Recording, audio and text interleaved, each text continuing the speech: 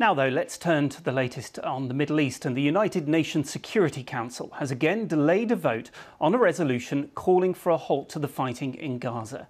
It's the fourth time it's been postponed this week. It has been delayed since Monday as member states try to work out a draft that the United States won't veto. Our United Nations correspondent, Neda Tawfik, has the latest from New York.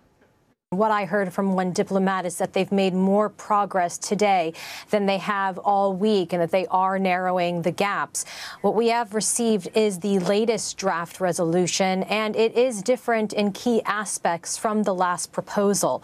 Now, instead of calling for a suspension of hostilities, the draft now calls for urgent steps to immediately allow safe and unhindered humanitarian access, with creating conditions for a sustainable cessation of hostilities. So the wording there toned down from the original draft.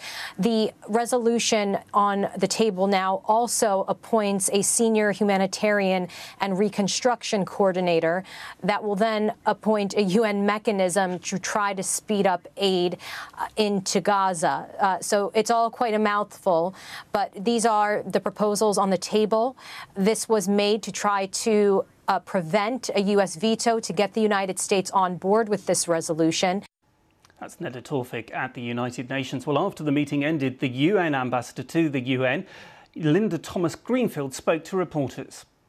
We do have that resolution now. We're ready to vote on it. It's a resolution that will bring humanitarian assistance to those in need. It will support the priority that Egypt has in ensuring that we put a mechanism on the ground that will support humanitarian assistance, and we're ready to vote for it.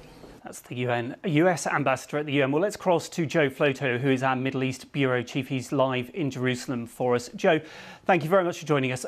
Let's talk about this resolution. How significant would it be if the UN signs up to it? Look, I think at the moment we're seeing in New York diplomacy meeting reality. So what we've got here are two sides who are violently opposed to each other, but have very different views on when the next ceasefire should happen. So Hamas and the other Palestinian factions fighting in Gaza have come out very publicly and in conversation with Egyptian mediators to say there will be no pause, no negotiation for a transfer of hostages unless the conflict finishes, unless the ceasefire is permanent. On the Israeli side, they say, well, we're not going to agree to that because we are fighting an enemy who inflicted a huge amount of suffering and damage on our country on October the 7th and continues to fire rockets into Israel. The Israeli Prime Minister says we won't stop until Hamas is destroyed, but Israel is open to a longer ceasefire in exchange for hostages. But I have to be realistic here. I mean, last night an Israeli senior official told us that they're not actually in a negotiation at the moment, although they are having useful talks with mediators. So the two sides are very, very far apart. And in the middle, well, we've got 2.5 million people in Gaza. 1.9 million of them are displaced from their homes. And the UN is reporting severe hunger and disease spreading amongst those people. Not to mention, of course, the death toll is climbing as the military operation continues every single day. And how much aid is at the moment getting in? We know quite a bit got in where there was the pause in fighting, but since that has resumed, are any trucks getting in day to day? So trucks are going in. They vary day to day how many go in. Sometimes it can be up to 200 trucks a day, and then that flow goes down. The UN is saying, look, we need to speed this up, and if Israel were to open fully its main terminal with Gaza on the Israeli side, then that could be fulfilled. Currently, there is a very slow and cumbersome operation to check every single truckload of aid, and that is controlled by Israel. Israel says that's necessary because it doesn't want anything going to Hamas that would help it prosecute its war.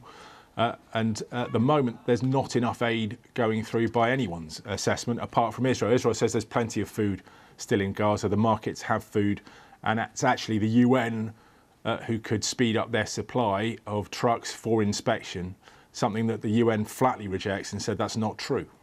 Joe Floto in Jerusalem, thank you very much indeed. Well, we can speak now to Sam Block, who is Director of Emergency Response for World Central Kitchen in Gaza, which has been working to provide meals for citizens inside Gaza. Sam, you're in Rafah, which is in the south of Gaza. What is the situation like with you, where you are?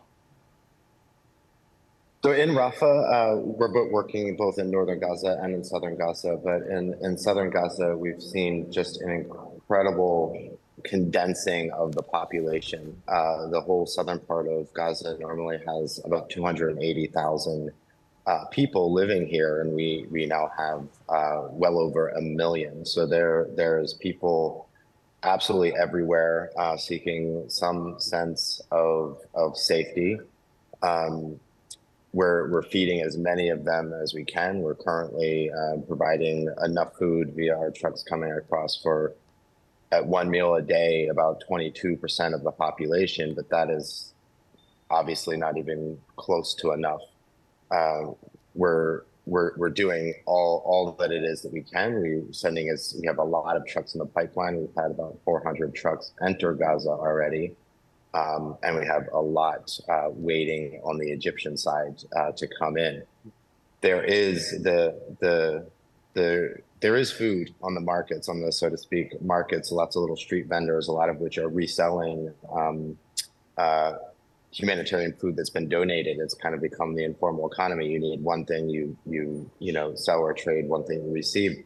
But all of the food coming from within Gaza is becoming on very, very short demand.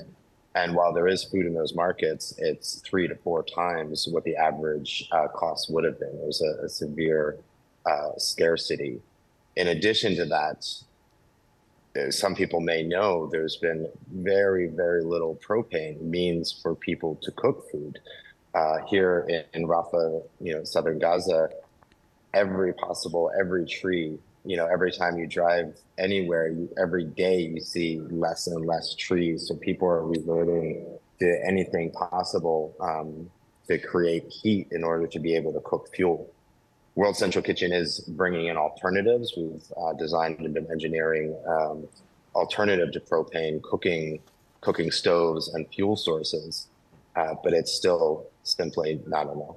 You mentioned you're in the south of Gaza. What is the situation like in the north? Is it much worse there? The reports are really, really hard to handle. I will be going up to Gaza City tomorrow, especially even in the hospitals. We're getting reports from the hospitals to where they would prefer water over medical attention because that's how immediate the need is. So we'll be taking food and water up there again.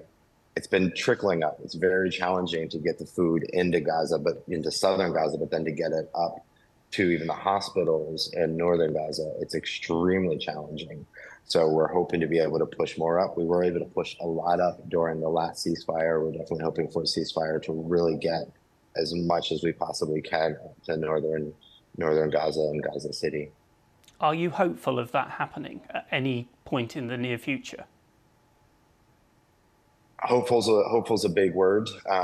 Things are changing here daily, so you really have to be addressing every situation from day to day, moment to moment, and being as ready as possible. We have multiple contingency plans every single day for every action that we do. So yes, hopeful, but then also constant planning and backup plans to do as much as we can. Okay, Sam Block, Director of Emergency Response for World Central Kitchen in Gaza. Thank you very much for joining us.